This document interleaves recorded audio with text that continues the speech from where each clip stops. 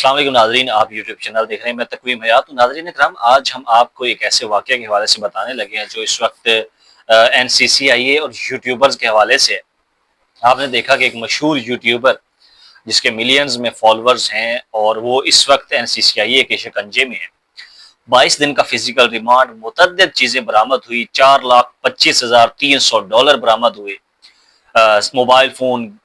باقی electric gadgets, جو bank accounts ہے، وہ تمام تر تفصیلات اس وقت این سی سی آئی اے کے پاس ہیں۔ ان کی حراست میں بینک اکاؤنٹس جو ہے وہ فریز کر دیے گئے۔ ڈکی 22 دن کی ریمانڈ کے بعد 14 دن کے لیے جوڈیشل ریمانڈ پہ گیا تھا، اور اب پیر والے دن 22 سپٹمبر کو اس کو دوبارہ عدالت کے روبرو جوڈیشل مجسٹریٹ نئی بٹو صاحب کی عدالت میں پیش کیا جانا ہے، اور اسی دن اس کی درخواست ضمانت کے اوپر بھی سماعت ہے جو ان کی لیگل ٹیم کی طرف سے دائر کی گئی تھی۔ ساتھ ہی ان کی اہلیہ اروپ جتوئی، اس کی جو ہے پری اریسٹ بیل کے اوپر سیشن کورٹ لاہور کے اندر بھی 29 سپٹمبر کو سماعت ہوگی۔ لیکن اس سارے معاملے میں ایک اہم ترین ٹرن آیا ہے۔ ڈکی نے اس چیز کو تسلیم کیا کہ اس نے گیمبلنگ کو پروموٹ کیا، اس نے جوئے کی تشہیر کی، اس نے پاکستانی عوام کو جوئے کے اوپر لگایا۔ جو ٹریڈنگ کے ذریعے اپنا پیسہ ضائع کر رہی تھی عوام، اس کے پیچھے ڈکی کا ہاتھ تھا۔ اس چیز کو ڈکی بھائی نے مانا، اور 22 دن کے ریمانڈ کے اندر اس نے بہت ساری ایسی چیزیں اور بھی مانی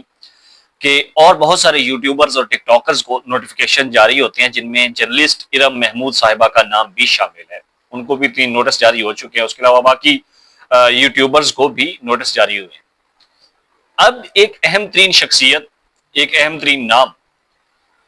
جس کا تعلق ڈائریکٹلی ڈکی بھائی سے ہے، اس کو این سی سی آئی اے نے دھر لیا ہے اور اس کو گرفتار کر لیا ہے۔ چند روز قبل ڈکی بھائی کے مینیجر بحریہ ٹاؤن لاہور سے این سی سی آئی اے کی جانب سے گرفتار کیے جاتے ہیں، اور اب اس وقت وہ فزیکل ریمانڈ کے اوپر پولیس کی حراست میں ہیں، اور جو ابھی تک ان کی طرف سے انکشافات ہوئے ہیں، اور ڈکی نے بھی انکشافات کیے تھے کہ یہ جو گیمبلنگ پروموشن کے لیے اس کا مینیجر اس کو جو ہے ورگلاتا تھا، اس کو مجبور کرتا تھا۔ یہ تو ڈکی کی سٹیٹمنٹ تھی کہ یہ مجبور کرتا تھا۔ ظاہر ہے پیسہ آ رہا تھا تو کس کی مجبوری کون دیکھتا ہے، ڈکی اپنی مرضی سے کر رہا تھا۔ لیکن اب اس کا مینیجر پکڑا جا چکا ہے، این سی سی آئی اے کی حراست میں ہے، اور اسی کیس میں اس کو جو ہے وہ اٹھایا گیا ہے کہ اس نے یہ جو گیمبلنگ کو پروموٹ کرنے کے لیے ایک اہم کردار ادا کیا ہے۔ اس نے انفلوئنسرز کو جو ہے بیچ میں انوالو کیا ہے، اور جو گیمبلنگ ویب سائٹس ہیں، کمپنیز ہیں، ان کے مالکان اور ایڈمنسٹریشن کی طرف سے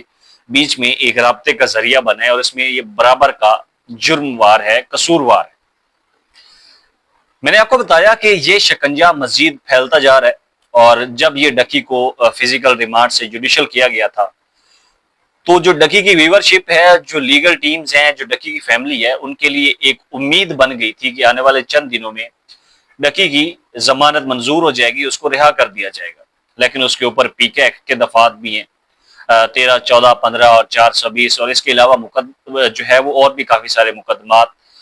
جو ہے وہ اس کے اوپر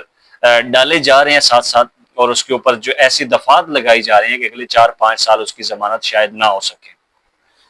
اب یہ جو ڈکی کے مینیجر کی گرفتاری ہے،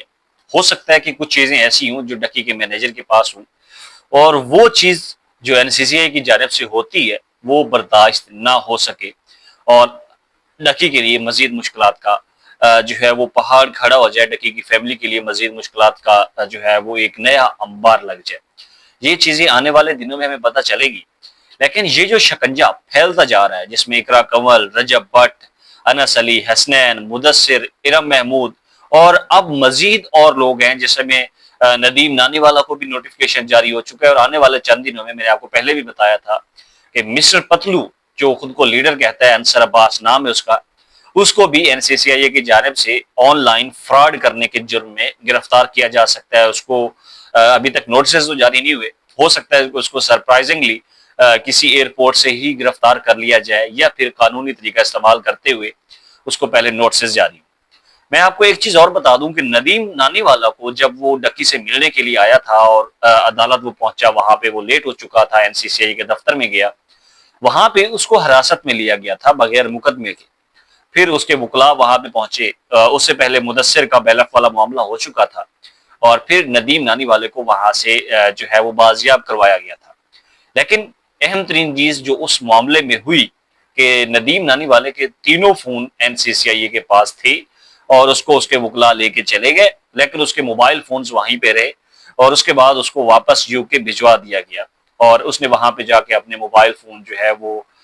لاک کر دیے، بند کر دیے، ریسٹور کر دیے۔ اب NCCIA کے پاس اس کی کوئی ایسی تفصیلات یا ایسا ڈیٹا موجود نہیں ہے، لیکن وہ ایک لسٹ پہ آ گیا ہے کہ اس نے جو ہے وہ اپنے موبائل فون کا ڈیٹا کیوں ضائع کیا ہے، اس نے اپنے موبائل فون کو کیوں بند کیا ہے۔ اب آنے والے دنوں میں اگر وہ بھی پاکستان آئے گا تو اس کے لیے یہ جو ہے وہ ایک کارروائی دیکھنے کو ملے گی کہ اس نے ایسا کیوں کیا اور کیا وہ بھی یہ گیمبلنگ پروموشن کے حوالے سے کوئی کردار ادا کر رہا تھا، کہیں پہ آن لائن فراڈ میں اس کا نام تھا۔ ابھی اس کے حوالے سے بھی مسٹر پتلو کے حوالے سے بھی کچھ کمپلینٹس درج کی جا رہی ہیں کہ کہیں پہ انہوں نے فراڈ کیا ہے۔ تو آنے والے دنوں میں جو بھی اس چیز کو لے کے فیکٹس ہوں گے، فگرز ہوں گے، وہ آپ کے ساتھ ضرور شیئر کریں گے۔ لیکن آج یہی ایک اہم ترین چیز تھی کہ ڈکی کے مینیجر کو بھی گرفتار کر لیا گیا ہے اور جو ہے وہ ڈکی کی مشکلات میں بجائے اس کے کہ کمی ہوتی مزید اضافہ ہوا ہے اور ہو سکتا ہے کہ ڈکی کی بیل ابھی نہ اور اس کی اہلیہ کو بھی جو ہے وہ مشکلات کا سامنا کرنا پڑے، مائٹ بھی کہ اس کی جو درخواست ضمانت ہے وہ سیشن کورٹ سے کینسل ہو جائے گی، ڈسمس ہو جائے گی، ڈسپوز آف ہو جائے گی